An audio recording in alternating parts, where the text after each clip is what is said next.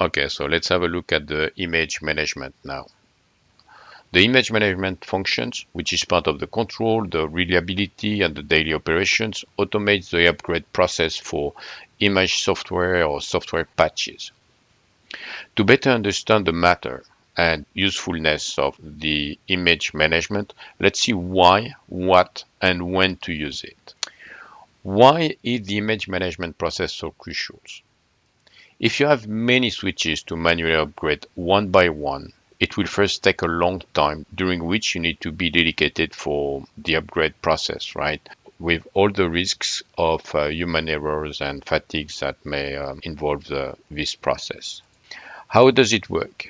The image management automates the whole upgrade process with upgrade planning, scheduling, downloading, and monitoring. It automates the software image or the patch upgrade for one or for a group of Nexus switches and the role of the device. For example, you can select the primary or secondary VPC. It informs you with notification and generate automatic reports with the impact the upgrade can have. You run the image upgrade and install the patch on demand, or you schedule the job for a specific period of time. The next demo shows you how DCNM can simplify scheduling an image software upgrade. First, if not already done, you need to download the image of interest from the Cisco software portal, and then you can install the file into the DCNM repository used for the image management software. From the Control and Image Management tab, you start the upgrade process by selecting the switches you want to upgrade. Then you need to specify which software image you want to use for the upgrade, which it will perform a compatibility check. When ready, you schedule the deployment, or you can decide to deploy it immediately. Let's have a look at the demo.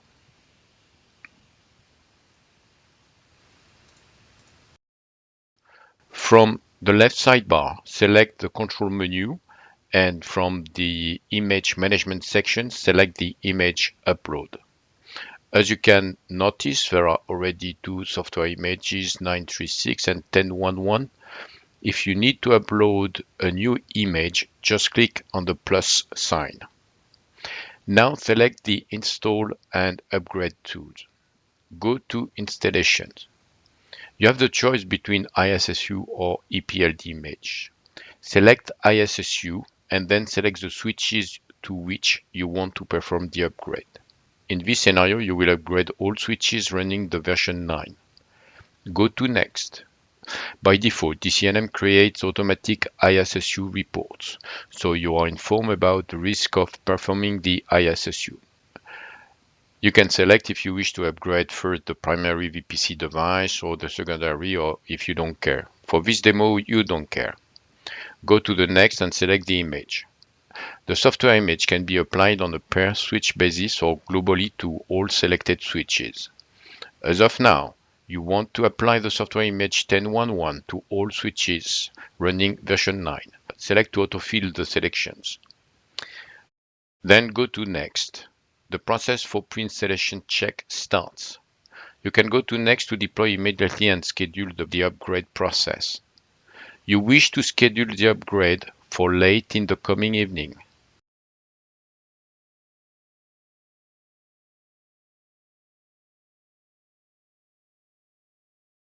When ready, press Finish.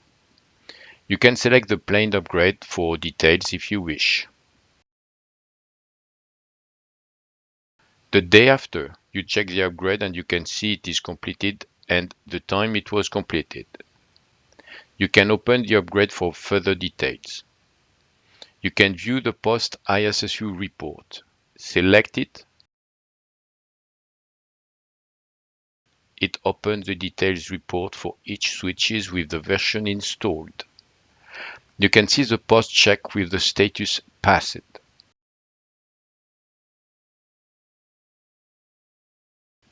You can look at the history to verify the current versions running on all devices and check the tasks history.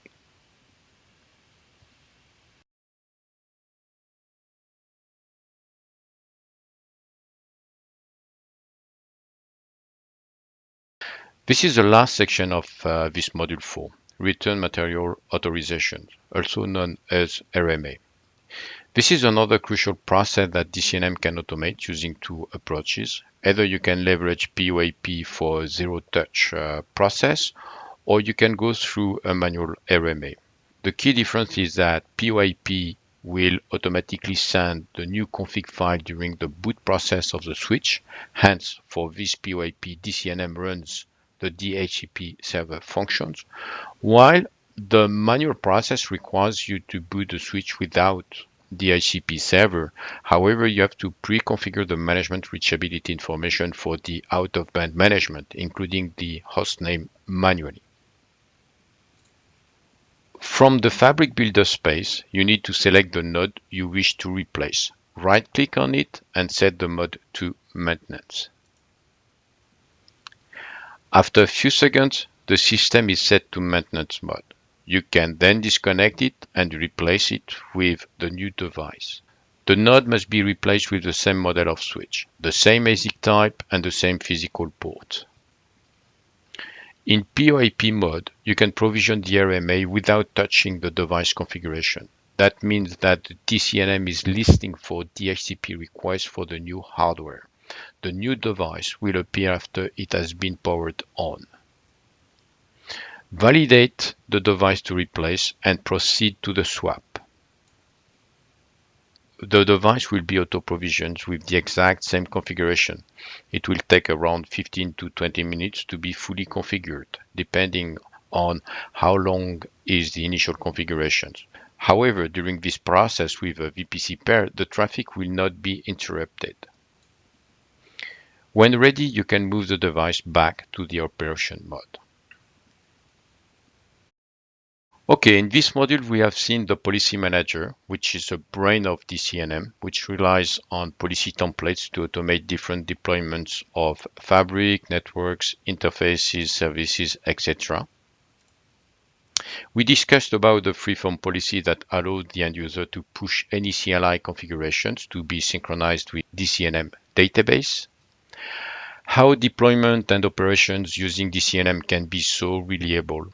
To answer that question, we covered the config compliance process that monitors the running configuration on all devices to compare it afterwards with the DCNM database and alarm you in real time for any changes that happens, and then you can remediate in one click.